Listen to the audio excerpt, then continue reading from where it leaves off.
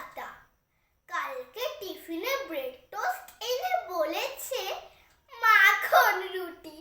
শুনে তো আমরা সবাই হেসে হয়ে গেছি কুটি কুটি। তুমি তো